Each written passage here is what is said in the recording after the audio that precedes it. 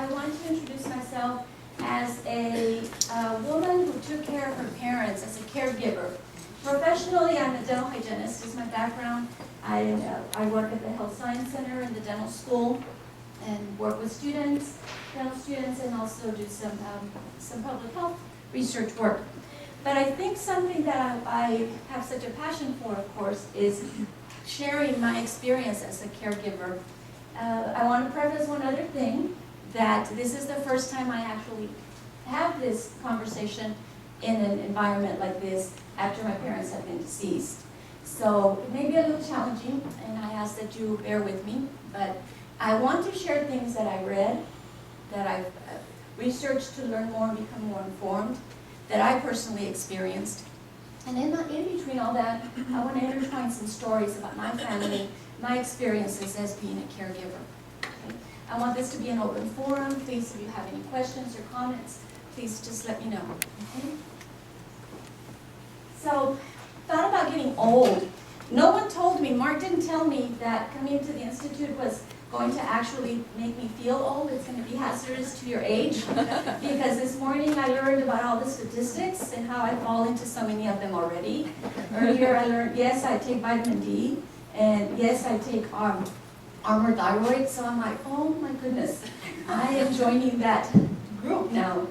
So it is a privilege to be older. It is something that we need to consider. You know, instead of saying, oh, I'm hurting, I'm getting older, and we hear so many times how we have this negative thought about, I'm getting older. But I think we have to consider how fortunate we are also to experience life, and it's what we make of it. So I'm going to go through just a few stats. I know you had a lot of this already, but the inevitable story is, of course, by year 2020, it's estimated there'll be over 53.2% million people, 53.2 million people over the age of 65, and over 7 million over the age of 85. So of course we already know the story that you're here to hear. The geriatric population is growing. This is based on states. As you can see, Texas only falls between 10.5 and 11.7% of people are elderly, 65 or older. So we've got a ways to go. There are other states that have more aging population. It's also estimated that increased activity or decreased activity, increased need for assistance as you get older is 50% as you reach 85 years or older. I don't know how many of you feel, but I know that it's challenging sometimes to accept that our body tells us we're getting older. You know, I think everybody says like, well, how old are you? And how old do you feel? What is your age? And I think I'm 32, 33. Anybody think that they're younger than what their body says that they are? Right? Yeah. Except your body tends to remind you how old you are. And I was sharing with Mark recently, I was at the Alamo Dome, went to a graduation, really tight squeeze for a parking spot. And I said, no problem, I'm going to get off on the other side, on the passenger side. Yeah.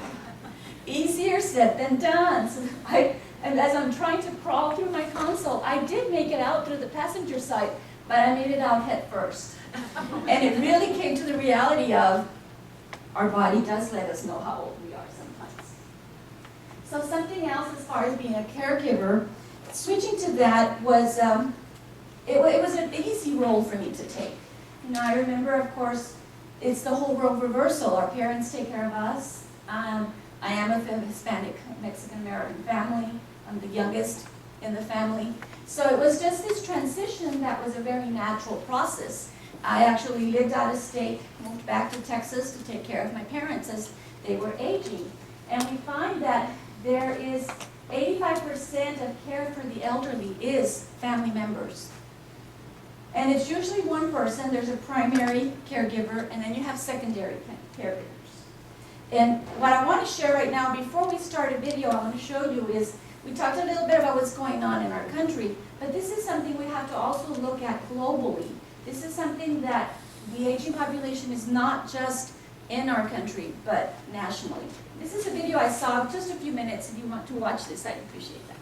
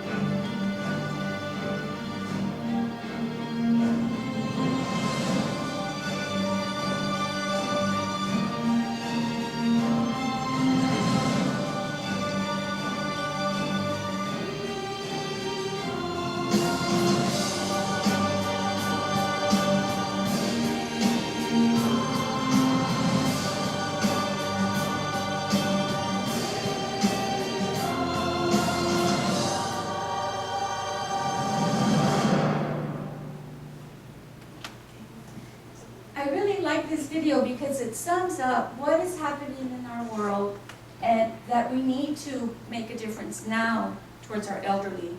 And that I think one of the key messages I want to give is autonomy. We need to give the elderly the independence as much as possible, have them have a voice, be autonomous in their decision making. And these are things that I practice with my parents, and I'll share some stories as I go, that I think really led to a quality of life. Because sometimes I learned that decisions are difficult sometimes for the elderly. And I used to say, you know, Mom, what do you want to go eat? And it was like, it can be overwhelming for someone to make a decision like that. But then you can narrow it down between 2 places or 3 places, yet it's still their decision. So it's maintaining that autonomy and finding a way to do that. And that was one of the ways that I found.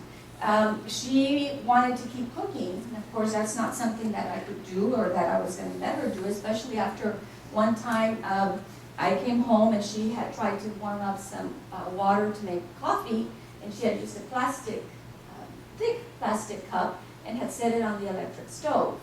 So I still actually have that cup as a memory because it's all melted, and just the thought of what could have happened. So I learned to do things like I'd leave the house, and you so easily can take off the knob off of your stove, and then you leave with that peace of mind. And you leave snacks and things like that, so that then she had plenty to eat, I made sure there was plenty of snacks. Unfortunately, sometimes I'd come home at noon and the snacks were all gone, the ones that were supposed to last throughout the day. And so I had to make more snacks. My mom liked her snacks and her meals. But this was before I had a provider. But actually, there's all these things that you still can do to give them that autonomy. Same thing with, and then just sharing stories with other people that I knew. It's like you automatically, you bathe your parent, you put clothes on them. It's like, no, I always made sure she chose what she wanted to wear. I made sure that they chose, my dad always had to wear a cap. Which cap did he want? My mom, which earrings do you want to wear? It's maintaining that. There's some simple things that we don't think of that sometimes with children we make those decisions, but elderly we have to think that they still have to have that autonomy. So caregiving basically is providing what's referred to as unpaid assistance for physical and emotional needs of another person.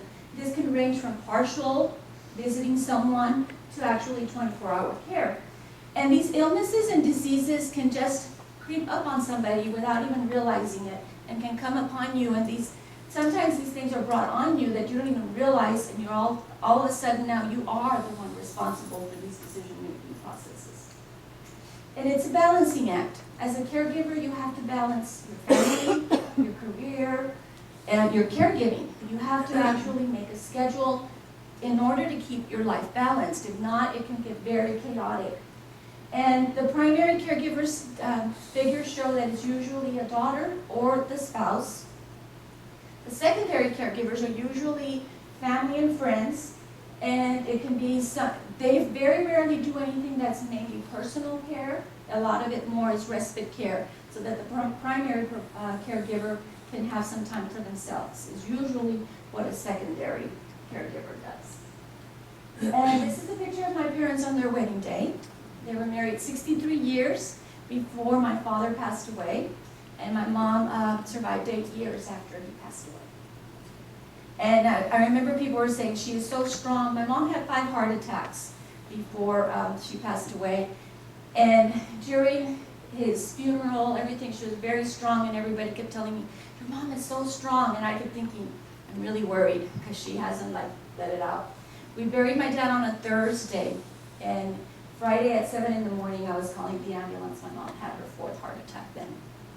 So these type of things, you know, really you have to keep an eye out on everything. And this little cute baby is me with my parents. This is when I was little. These are my parents. Now society has this complex challenge for us as it is. So we've got both sociological, psychological, and economic dimensions that we have to think about as we are caring for our parents and caring for anybody in our family. Our society tends to say, you know, it's this enormous gap, and we tend to say it's that one person's responsibility, but it really needs to be more than one person. And that, I think, is what's the most challenging in caregiving, is because it does many times fall on one individual or one person. Is anyone here a caregiver presently or have been a caregiver? It has its challenges, but it has many rewards. So I left this slide in particular because, like I said, I used to talk about this before, and I actually at that time wrote, I never questioned my duty towards my parents. And then I realized that's probably how I thought of it when they were alive. And now I left it there because I wanted to point out that now I look at it as I never questioned how I feel so blessed, how I was so worthy. I feel worthy now, or I wasn't worthy at that time. When I look at it now, how blessed I was and honored to be able to care for my parents. But it's interesting how their perspectives changed in this case, like I said, now that I don't have them. And we've all had different morals, different thoughts, different values, different family structures, and caregiving isn't for everyone. It has to be something that you have to be openly and willing to do. And that primary person that takes the responsibility many times is not just taking the responsibility of caring for the individual, your parent, your spouse, but also then that individual has to answer to the rest of the family. Those of you in caregivers know what I mean, right? Everybody wants answers, and everyone's answers tend to sometimes be better than the answer or the decision you make. And that is very challenging as a caregiver, because you have to make the best decision because you know all of the, you know every aspect in order to make the best decision. It's not always the right one, and that was one of my most difficult things. Is like I always wanted to do the best, and sometimes later I thought, well, maybe if I had done this, but you just don't know. In those situations, you just have to make the best decision possible.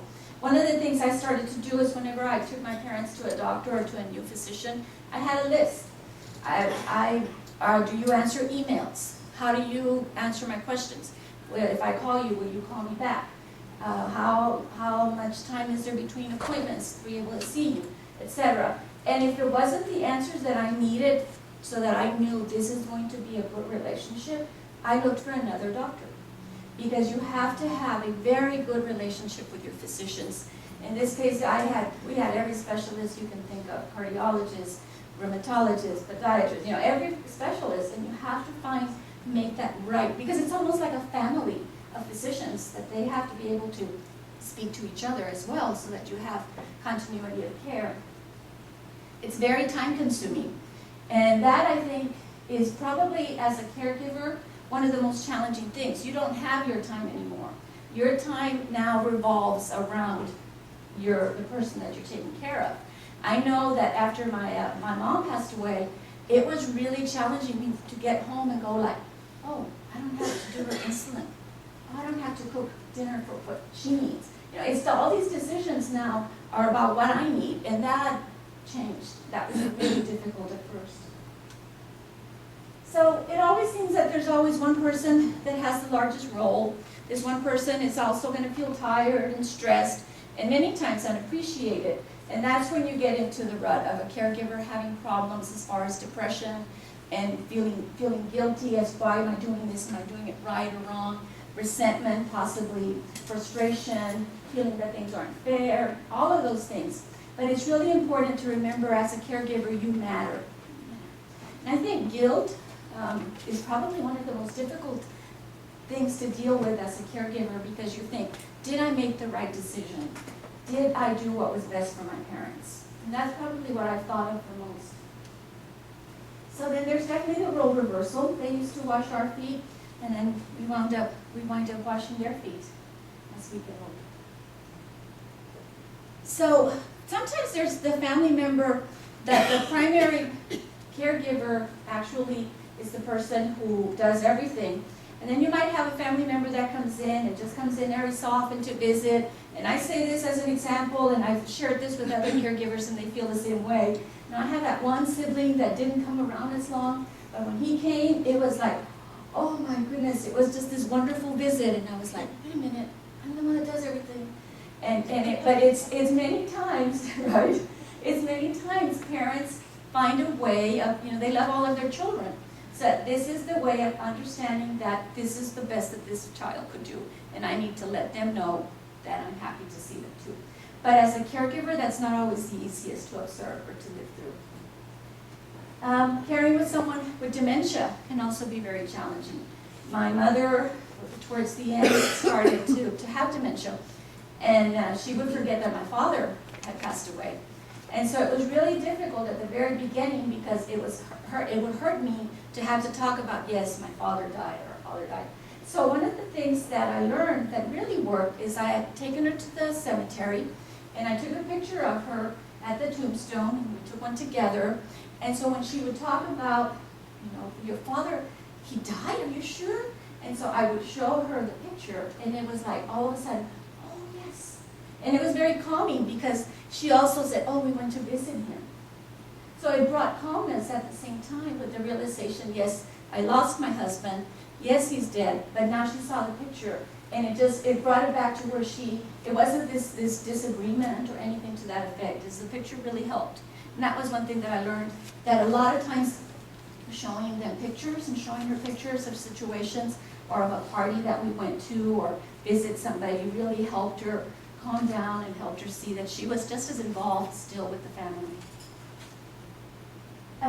Single caregivers, many of those, sometimes even if they're siblings, there's one person that always has that intensity. And then those of us who have no children, then we start to think, as a caregiver, I start to think, well, who's going to take care of me? And it really makes you think about taking care of yourself now, getting your things in order, because you don't know who's going to take care of you. The other thing that many times we go through is some chronic emotional and physical fatigue.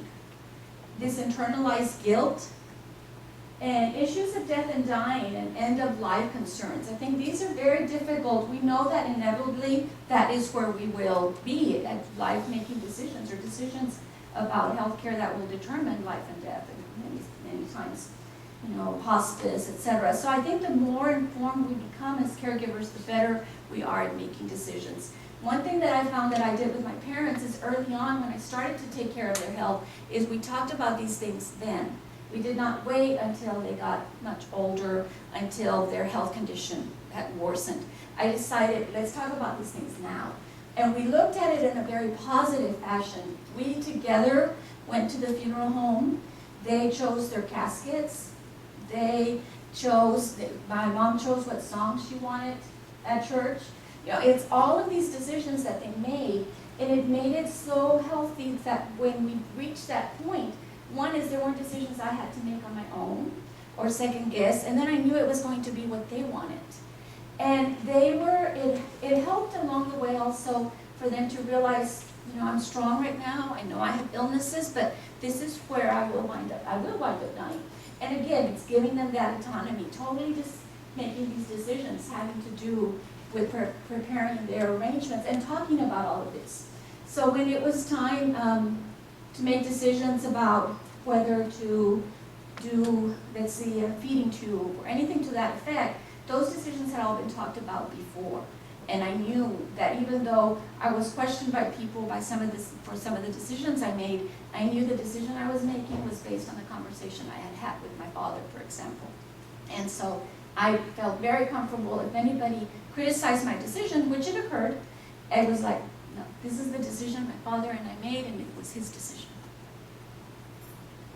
Many times anger towards self, sometimes anger towards the person, the elder, and other caregivers. Anger is a very natural feeling that we have. And anger many times comes out of not being in control, not being able to actually have a grasp on things. And we respond with anger. And I think this is where we have to be very careful, of course, not to display our anger towards the person we're caring for, or even to ourselves. And that is a very difficult thing to do. Social isolation as well. You become sad. You can start a grieving process before you've even lost your loved one. Sometimes you start to grieve when you start to think of what's happening and you actually see the deterioration. Financial burden, legal issues, all of these things are things that you need to think about with time and not wait until the very end. And the stress that what you're going through is putting on those around you, your family, your loved ones, and other people that are in your life. That then will convey the stress to them as well. And then many times denial. How many times, like me, I was total denial. I knew I could get across on that side and get out through that door, but in denial as to how my body really was compared to this type of denial. It's we don't want to accept many times.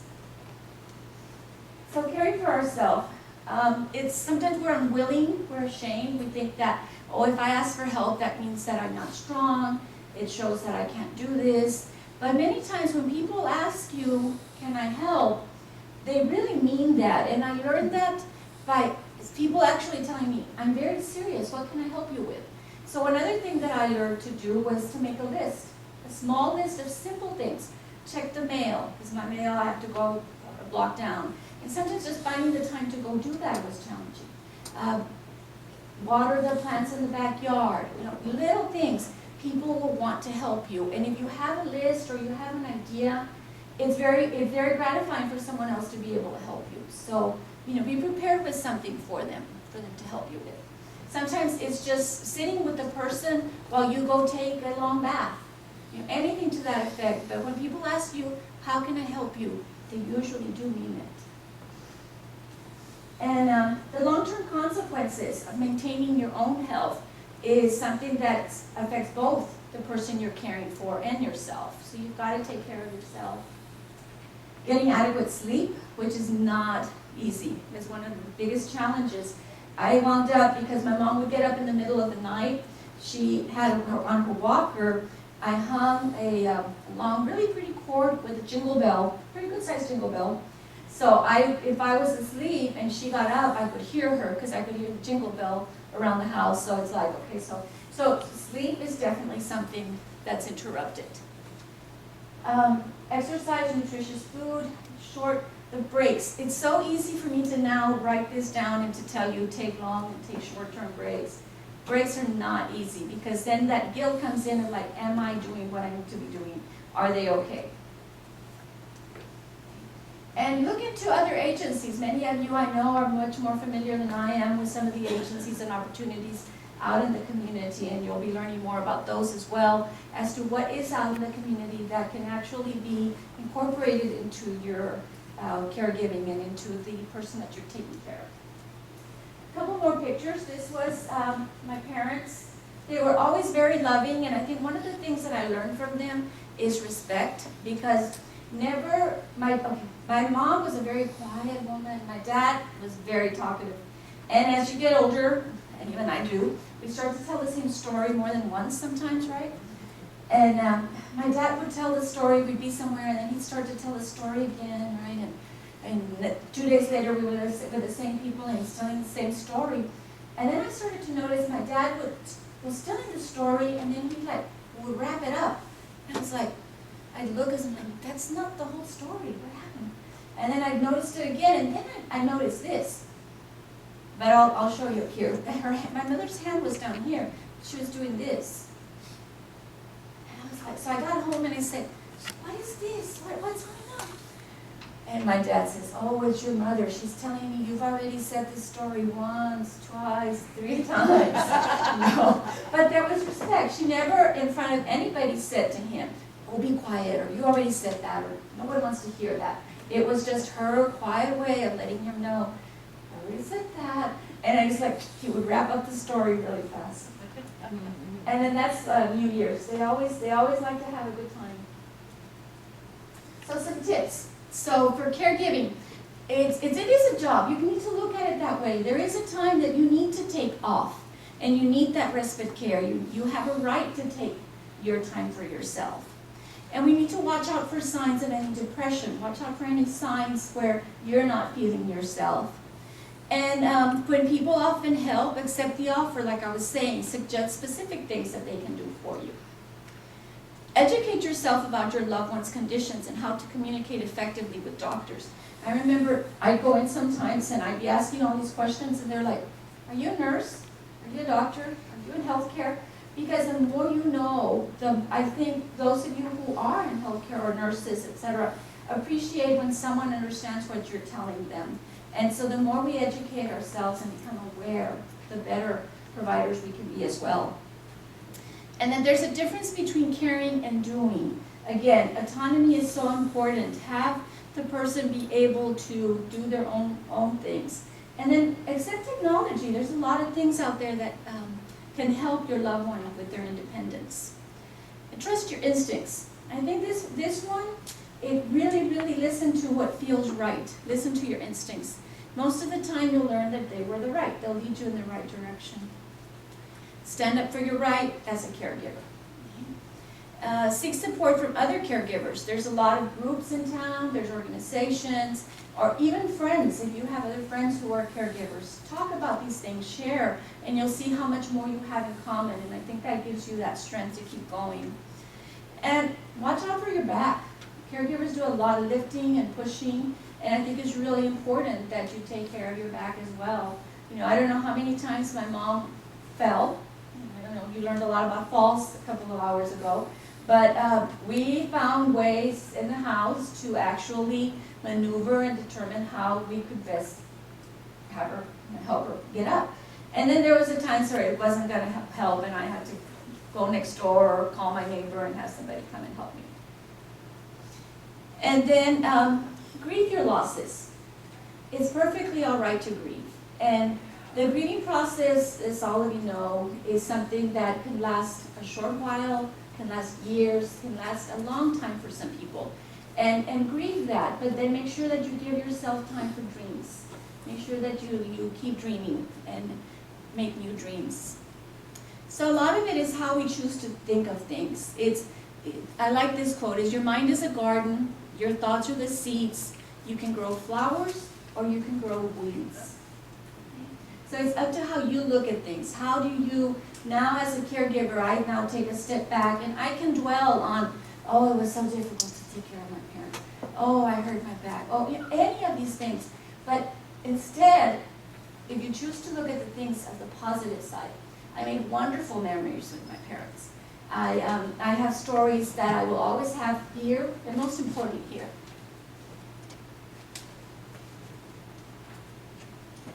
So expand your circle of friends. Expand yourself. Talk to people who know what you're talking about. Be willing to delegate tasks. That is really difficult, like I was saying. And don't feel guilty. I think after my mom passed away, I had a really difficult time with guilt because I used to think, oh gosh, I'm going to the movies after work. My friends told me I'm going to go to the movies. I'd be sitting at the movies and I think, I'm at the movies because I didn't have to go home and take care of my mom. So I feel guilty that I'm having fun because she died and she's not here, so I feel bad when I'm at the movies. And so there's this whole circle of guilt that takes a while to work through, because it's like you're happy that you can do things you couldn't before, but why can you now do them? And it's working through that process. That's not easy. Maintain good communication and solidarity.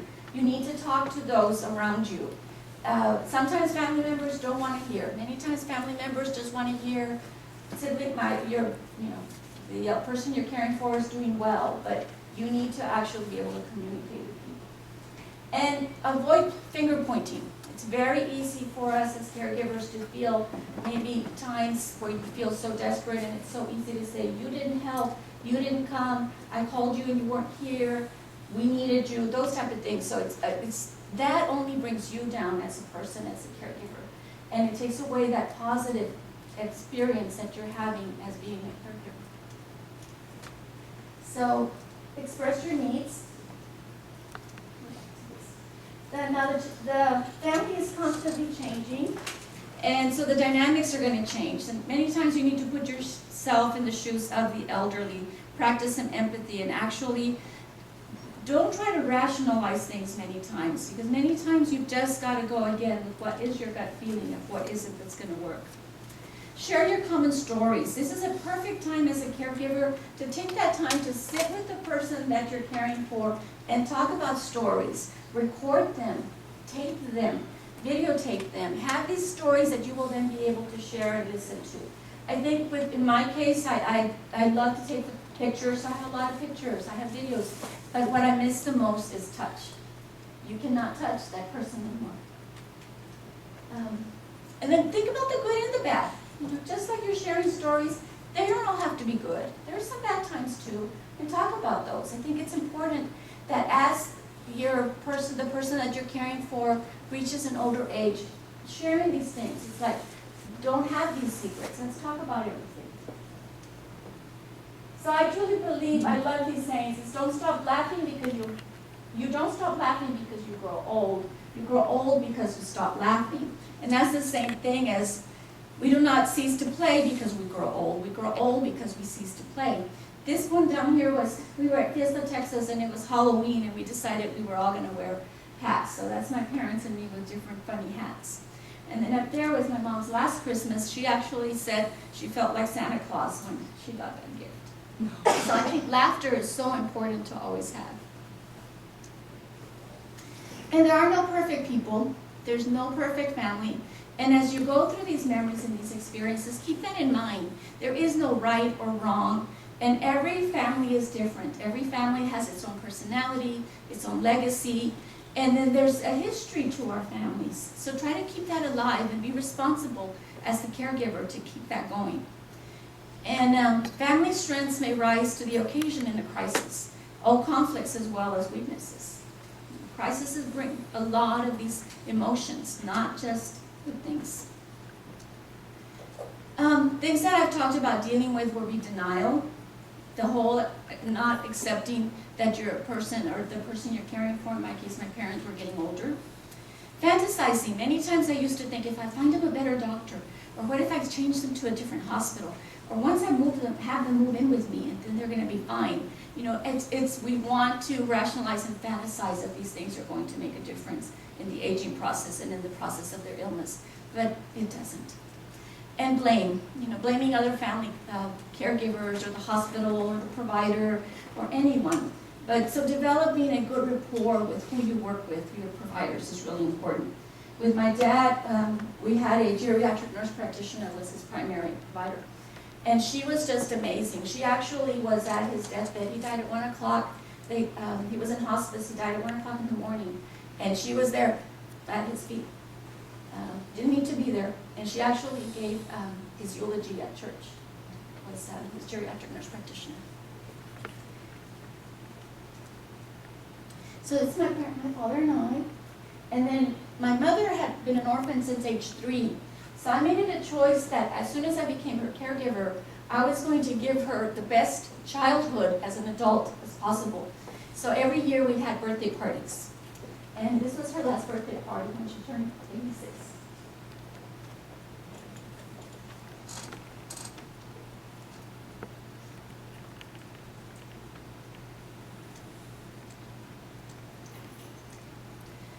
So parents are feeling helpless, insecurity, feelings of being burdened.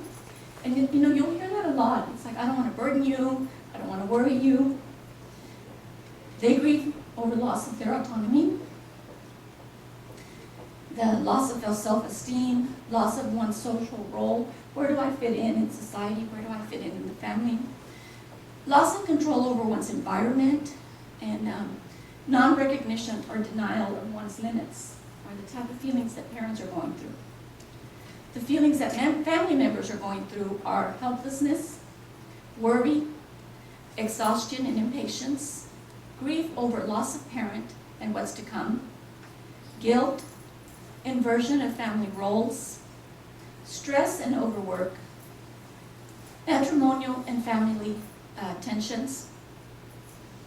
And you would like to keep everyone happy, but this isn't possible. Now, I've listed things that a parent is feeling and things that the family member is feeling, but then there's things that both are feeling and they're mutual. And I think coming to understanding and realizing this also helps the process. Everyone wants to feel safe and secure, maintain their dignity,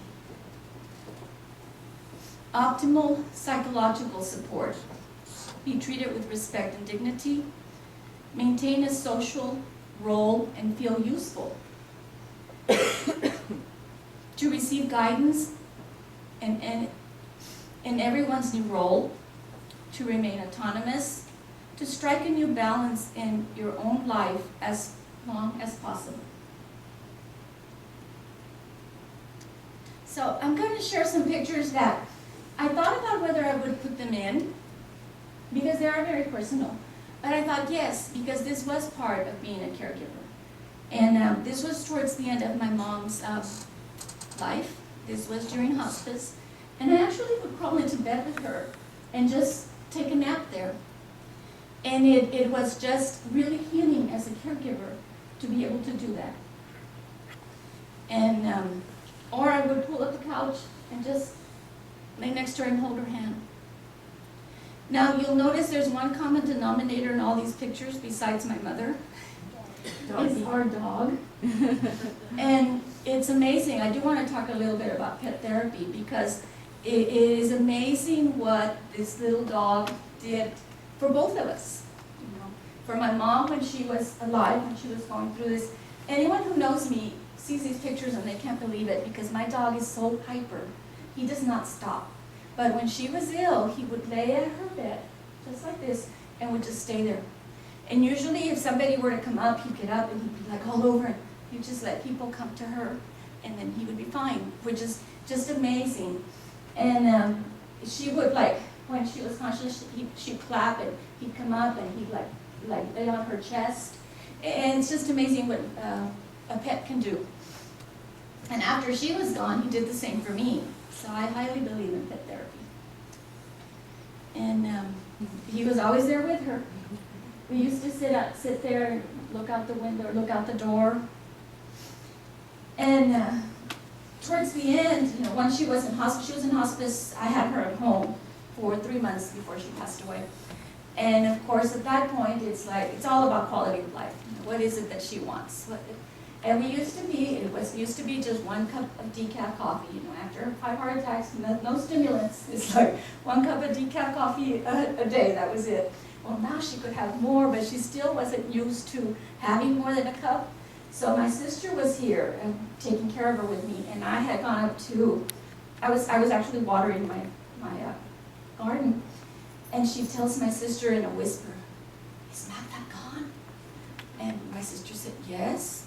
And she goes, "Do you know how to make coffee?" She goes, "Yes." "Make me a cup of coffee." Right? She still thought she had that one cup of coffee restriction. But it is about quality of life at the end. It was, you know, whatever it is that she wanted. And it was just very gratifying to be able to have that. I had her at home. We had 23 people around her when she took her last breath. And yes, How long, what span of time did you take care of your parents? I took care of my parents all together almost 11 years. Really? About 11 years. And lost my dad, and then after that, still 8 years with my mom. And of course, you know, at 11 years, I'm from Eagle Pass, small border town, unfortunately very poor health care abilities there, so I moved them to San Antonio with me.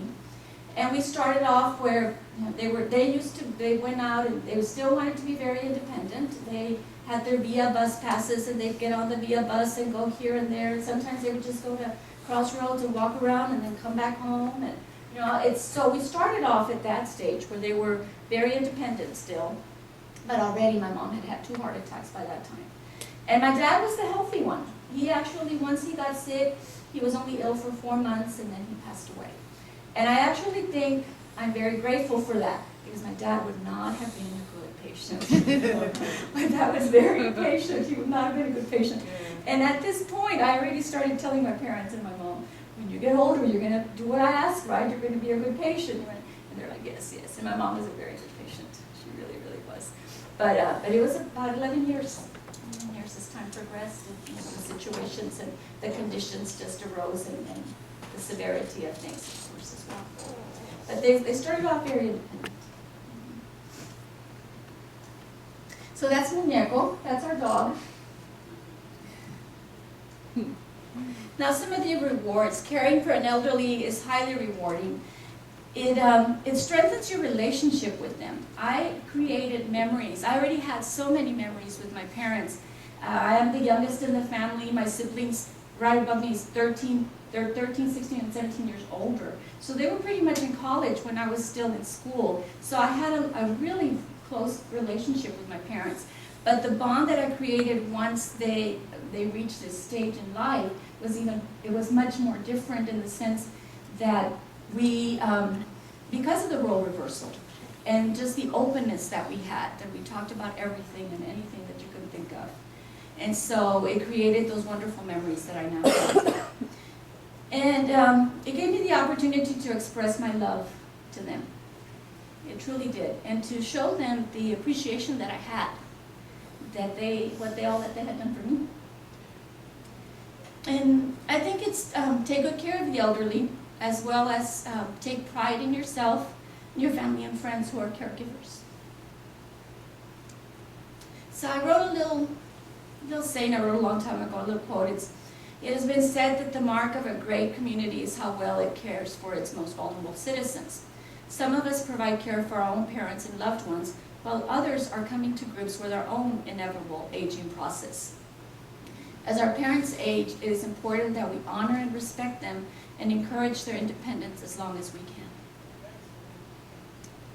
And this was when they had their 50th wedding anniversary. What we did for their 50th is we celebrated at a church here, and then I took them to Vegas, and they renewed their vows with Elvis. My mother wanted Elvis, and I was like, no, it's just a really pretty little, I want Elvis to marry me. So I had to go find a chapel that had Elvis, so Elvis is who married them. Any questions? You know, I can just imagine how, how as a parent, they must have felt to know that there's always someone that they can count on, that you will always be there, and that no matter what, you're there to love them and support them. I think this is wonderful. I think you should write a book, actually. This is great. I don't know if I could do it. I mean, I guess you do rise to the occasion, but this is wonderful. Thanks. And I think I was only able to tell you half of the things I wanted to tell you, because I kept getting notes in my throat. Yes, ma'am. Oh, I'm sorry. I thought you had raised your hand. Anyone else? Any questions? Those of you who have been caregivers, anything you want to share? Yes, ma'am. I think I know there were a lot of hard times in there, even though you seem to have done it with an open heart. There had to have been times when you were like, why isn't somebody else here? Why am I the Oh, only one? And I think the hardest thing that I read on there, because I think that's what I went through, was, you're the closest one, giving up your life to take care of this parent or this loved one, whatever, and yet they remember the good things about somebody else that is not doing anything. It's true. And you're the bearer of bad news. No, you can't do this. No, the doctor said this. Your sister never tells me anything. Yes, because she's not here. Exactly. And that's why I put that there, and I'm glad that you understand Well, that. you know, it's in the Bible, I don't really know, but isn't there a scripture about the son that took off and spent all the money and Oh, yeah. the Prodigal son. the Prodigal prodigal son. son, you know? Yeah. It's the same thing. Right. And that's why I put that in there. Sometimes people say, well, why are you putting that? Because it's true. It's like, I have this one brother, he came over and he was like, oh, bring out the best, cup. Well, is that the only cookies we have? No, don't we have others? And I'm like, so no, Yeah, absolutely, absolutely. Because it is that way. And that's the reality of things. And I think that the experiences, though, like you said, I did do it with an open heart. They were very challenging. They were very difficult. The last 3 months of my mom's lives were very difficult. Seeing the progression and knowing that the end is near. But preparing for that and having that. And people say, well, we'll have time to prepare. You never prepare for death. You're never prepared. I don't care if anybody says that. I don't think that you are. I think that you know it's going to happen, but you still have to deal with it when it happens. There's no preparation in my eyes. But I have wonderful stories, and I think one of the things is right before she died, she wasn't talking anymore. She wasn't, eating, of course, or anything. But she and I used to sing all the time. And there was this one song that she used to sing to me when I was little, that as she got older, I would sing to her. So I was singing that to her, and she started to sing it with me. And this was probably just maybe 3 or 4 hours before she passed away. And then she used to, those of you who know Spanish know La Cucaracha. She used to love to sing La Cucaracha for some reason. So a few hours before she passed away, she was singing La Cucaracha, and I was singing, and then Amorcito Corazón, our favorite little song that we would sing together. So it's those memories that I think what I miss the most is touch, that I can't touch them. So I always tell people, touch, like anyone that I know who's caring for an elderly or caring for someone, touch them. That's what you want to do.